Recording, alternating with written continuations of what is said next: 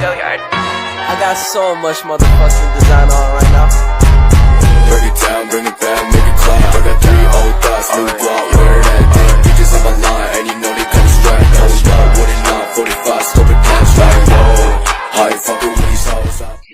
Assalamualaikum warahmatullahi wabarakatuh. Kembali lagi dengan saya Yaro. Di sini saya akan membahas tentang pengertian sudut, bagian-bagiannya, dan macam-macam sudut.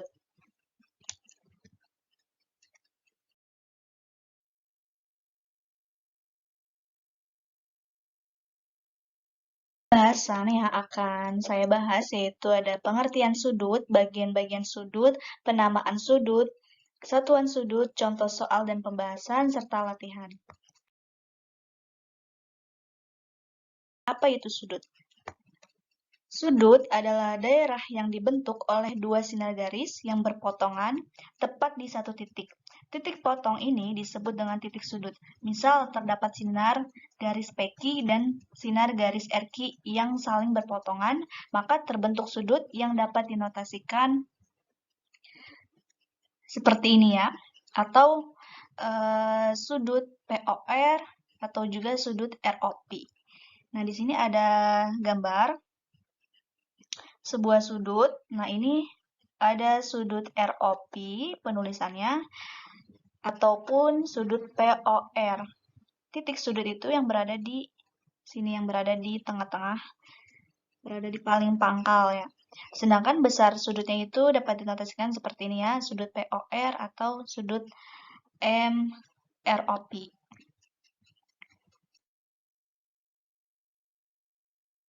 Kemudian selanjutnya apa saja sih bagian-bagian dari sudut? Nah, bagian dari sudut itu ada 3, yaitu kaki sudut, titik sudut, daerah sudut. Kaki sudut merupakan sinar garis yang membentuk sudut tersebut.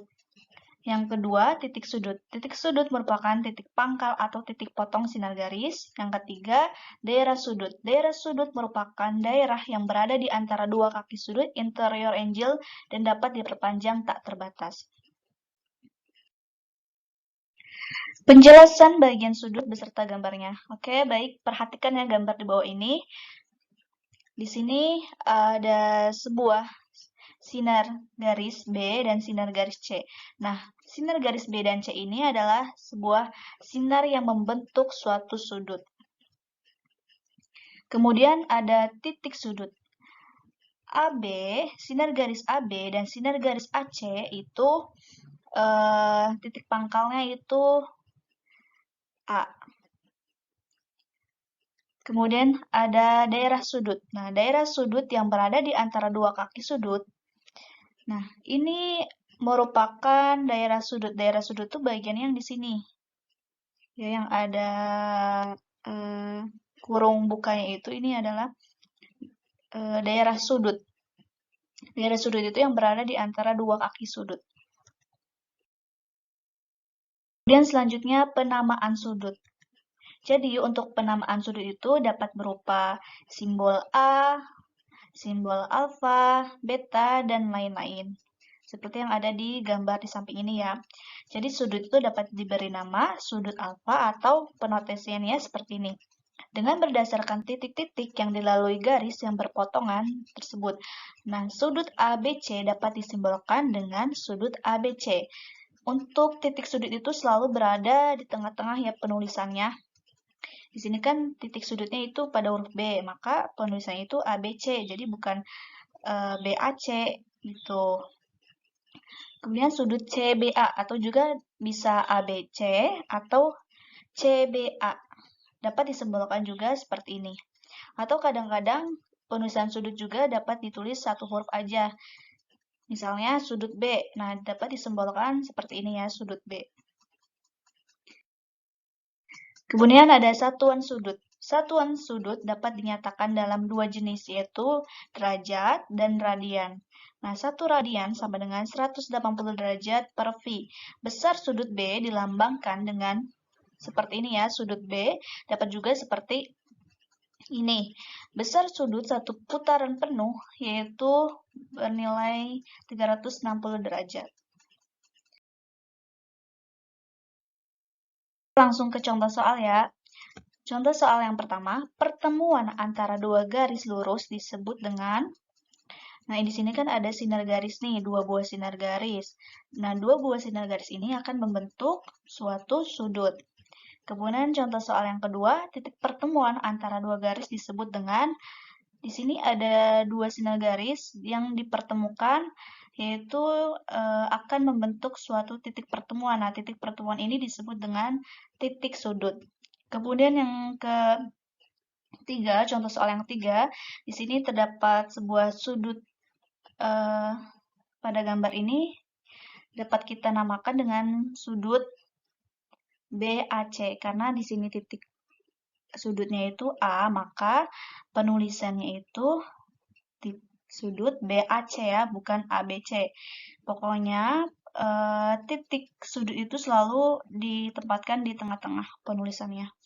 Baik, untuk memahami lebih lanjut lagi, di sini saya telah menyediakan latihan soal.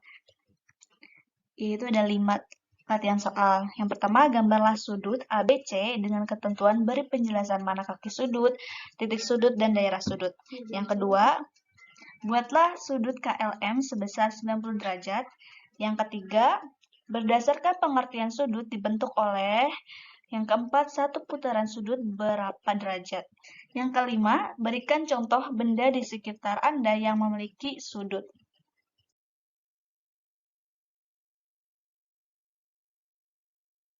Terima kasih telah menonton sampai sejauh ini. Selanjutnya ada penjelasan tentang macam-macam sudut yang akan dijelaskan oleh teman saya, yaitu Nela Roja. Jadi jangan di-skip dulu videonya, tetap ditonton sampai selesai.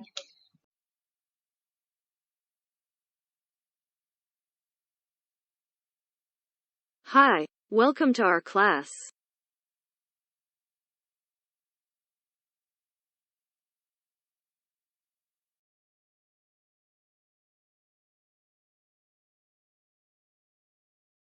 Selanjutnya, saya akan membahas tentang macam-macam sudut beserta contoh dan latihan soal. Nah, sebelumnya maka kita ingat kembali tentang pengertian sudut.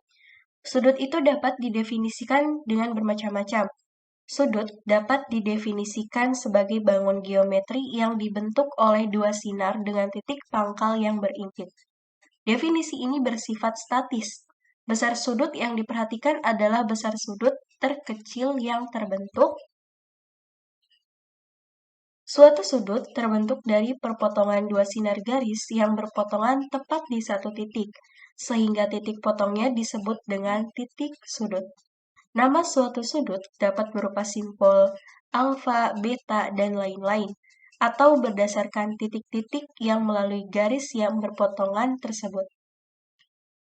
Biasanya, suatu sudut dinyatakan dalam dua jenis, yaitu derajat dan radian. Sudut APB bisa juga disebut P.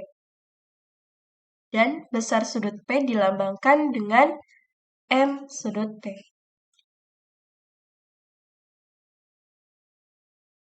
Macam-macam sudut. Yang pertama ada sudut lancip.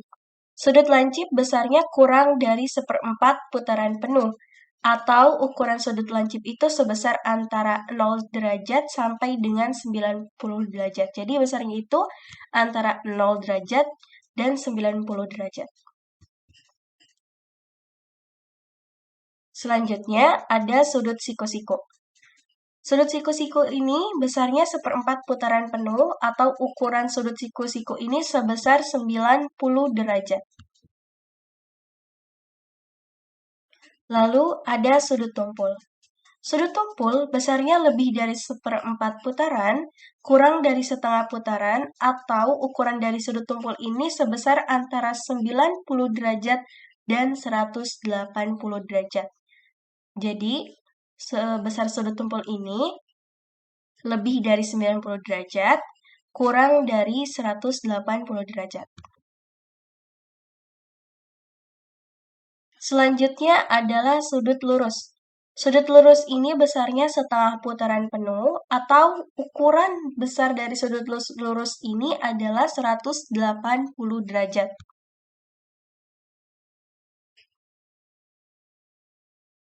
Lalu ada sudut refleks.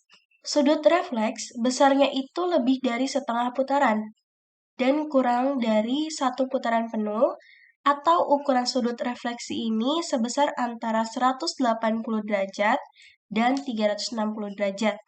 Jadi, besar dari sudut refleks ini lebih dari 180 derajat dan kurang dari 360 derajat.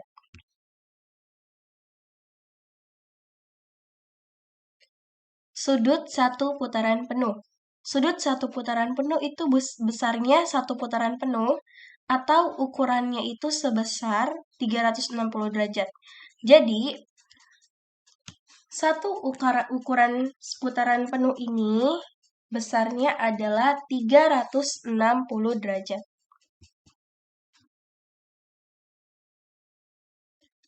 Selanjutnya, contoh soal.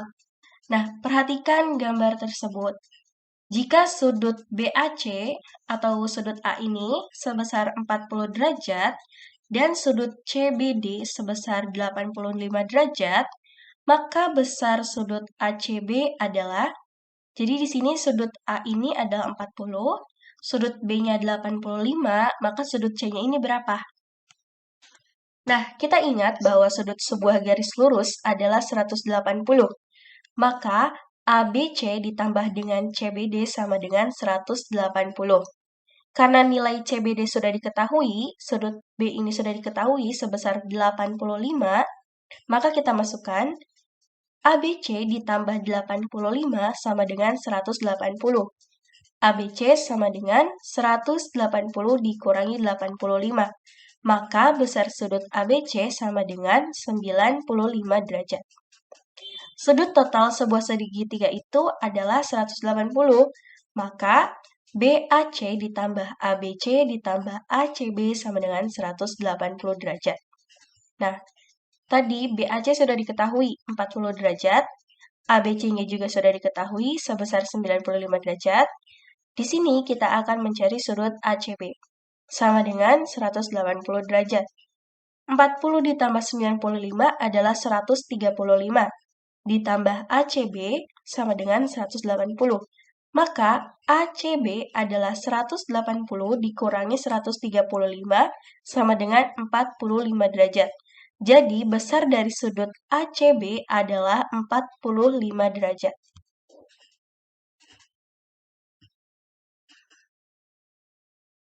Selanjutnya, 2/3 putaran merupakan sudut. Kita ingat bahwa satu putaran penuh itu besarnya sebesar 360 derajat.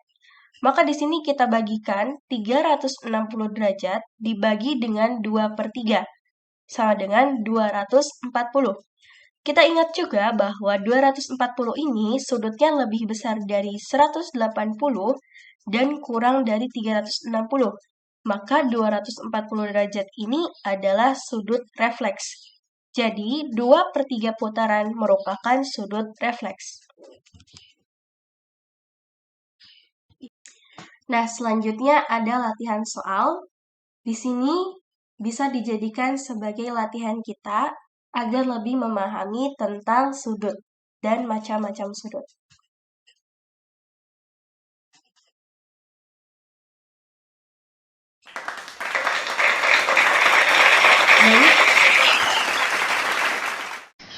Oke guys, semoga apa yang saya dan teman saya sampaikan bisa bermanfaat bagi kita semua ya. Before that, do you have any question before we go? And let's I say, wabillahi taufiq wal hidayah. Wassalamualaikum warahmatullahi wabarakatuh.